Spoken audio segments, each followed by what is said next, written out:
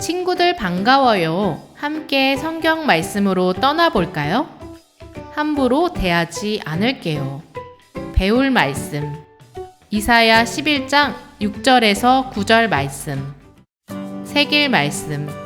내 거룩한 산 모든 곳에서 해됨도 없고 상함도 없을 것이니 이는 물이 바다를 덮음같이 여호와를 아는 지식이 세상에 충만할 것임이니라. 이사야 11장 9절 말씀. 아멘. 말씀 체험. 함부로 대하지 않을게요. 친구들, 예수님이 다스리는 나라에 대해 들어보았나요? 예수님이 다스리시는 나라는 어떤 곳일까요? 그곳이 어떤 나라인지 알아보아요. 예수님이 다스리시는 나라는 평화가 가득한 나라예요. 하나님이 우리에게 약속하신 하나님 나라지요. 그곳에선 늑대, 표범, 곰과 같은 강하고 힘센 동물들과 양, 염소, 암소 같은 약한 동물들이 따로따로 지내지 않고 함께 지낸대요. 함께 밥도 먹고 함께 잠도 자고 함께 뛰어놀면서 하하호호 즐겁게 지낸대요. 그런데 친구들, 그들은 함께 있을 수 없는 사이 아닌가요? 그런데 그곳에선 모두가 함께 지낸대요. 함께 지낸다는 것은 서로를 해치거나 상하게 하지 않는다는 말이에요.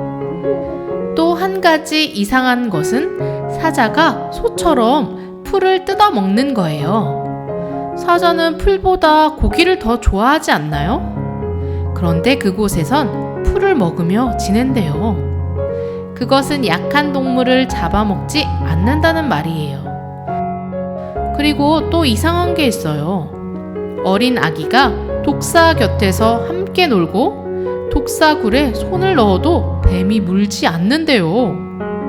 독사는 무서운 독이 있어서 물리면 크게 다치거나 죽기도 해요. 그런데 그곳에선 어린아이와 함께 있어도 물지 않는데요. 오히려 함께 놀며 친하게 지내는 친구가 된대요. 우와, 생각만 해도 정말 평화롭고 멋진 나라인 것 같아요. 그 나라에서 사는 게 정말 즐겁고 행복할 것 같아요. 그런데 우리가 살아가는 이 세상은 어떤가요? 우리가 살아가는 세상은 예수님이 다스리실 나라와는 많이 달라요. 우리가 살아가는 세상은 예수님이 다스리실 나라와 어떻게 다른가요? 우선 강한 동물과 약한 동물이 서로 함께 지낼 수 없어요. 강한 동물이 약한 동물을 공격하고 잡아먹기 때문이에요.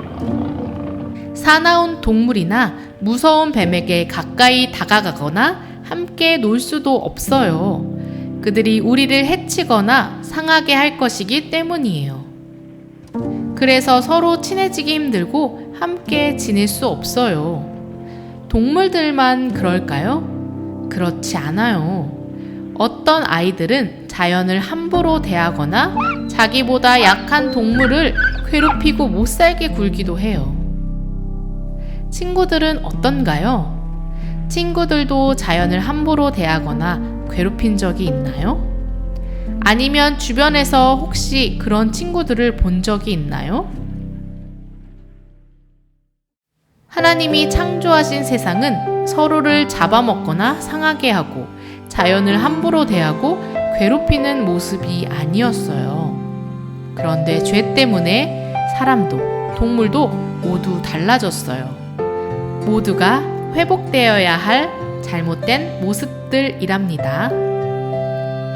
하나님은 예수님을 통해 잘못된 것들을 원래의 모습대로 회복시켜 주실 거예요. 그리고 하나님의 자녀들을 통해서도 잘못된 것들을 회복시킬 거예요. 친구들, 하나님의 자녀인 우리는 예수님이 다스리는 나라가 있다는 것을 알고 있어요.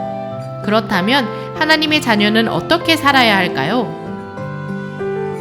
하나님의 자녀는 예수님이 다스리시는 나라, 모두 함께 평화롭게 살아갈 그 나라를 꿈꾸며 살아야 해요. 또한 하나님의 자녀는 예수님이 다스리는 나라의 삶을 살아야 해요. 지금 내가 그 나라에서 사는 것처럼 살아가야 해요. 그것은 서로 미워하거나 해치지 않고 사랑하는 거예요. 자연을 함부로 대하거나 괴롭히지 않고 아끼고 소중히 여기는 거예요. 예수님을 믿는 하나님의 자녀는 그렇게 살아야 해요. 여러분, 모두 하나님의 자녀로서 멋진 하나님 나라의 삶을 살아가도록 해요. 여러분 잘 들었나요? 그럼 말씀 이야기를 기억하며 함께 따라해 주세요. 하나님의 자녀는 자연을 함부로 대하거나 괴롭히지 않아요.